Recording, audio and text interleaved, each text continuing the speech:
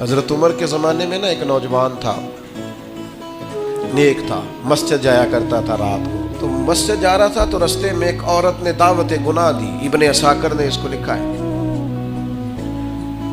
تو نوجوان تھا، خواہشات تھی، کچھ طبیعت مائل ہو گئی. ابھی ادھر جا ہی رہا تھا کہ کسی نے آیت پڑھ دی، والی من خاف مقام ربہ جنتان، جو رب کے سامنے کھڑے ہونے سے ڈرے گا اللہ 2 جنتیں دے گا. واقعی ڈر گیا، واقعی ڈر گیا.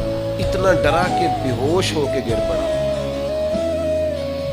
بیماری سے لوگ بے ہوش ہوتے ہیں، پیسے ڈوب گئے بے ہوش ہوتے ہیں، بچے کے غم میں بے ہوش ہوتے ہیں. سچ بتاؤ کبھی خوف خدا سے بھی بے ہوش ہوتا کوئی دیکھا ہے؟ ہمارے ہاں تو روز مرہ ہی نہیں ہے بھائی. اور بڑی باتیں ہیں بے ہوش ہونے کی، ڈرنے کی، غش کھانے کی. بے ہوش ہو کے گر پڑا. بوڑھے باپ کو کسی نے بتایا بچہ بے ہوش پڑا ہے، اٹھا کے گھر لائے. گھر لا کے کہا بیٹا کیا ہوا؟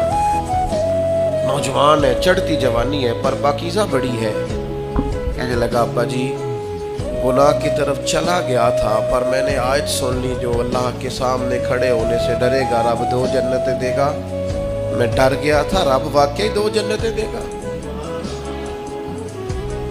باپ رو پڑے، ابا جی کی آنکھوں میں آنسو آئے. کا پتر اللہ بڑا مہربان ہے، اس کے وعدے سچے ہیں، واقعی 2 جنتیں دے گا.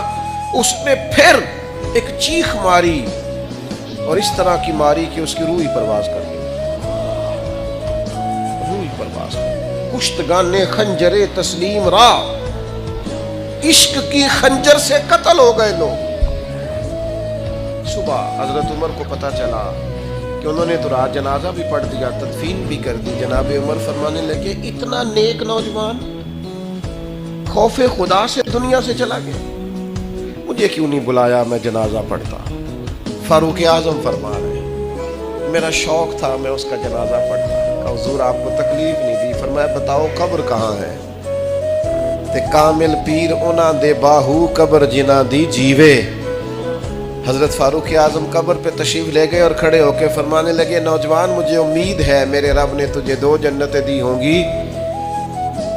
ابن عساکر کھول کے دیکھو تاریخ بغداد نے کیا لکھا ہے. حضرت سیدنا فاروق نے فرمایا امید ہے 2 جنتیں دی ہوں گی. قبر کے اندر سے بولا کامل پیرونا دے باہو قبر جنا دی جیوے. قبر کے اندر سے بولا. کہنے لگا حضور امید والی بات نہیں، رب کے وعدے سچے ہیں، اس نے واقعی مجھے 2 جنتیں عطا فرمائی. 2 جنتیں دی ہیں، میں نے اپنے مالک کو راضی پایا.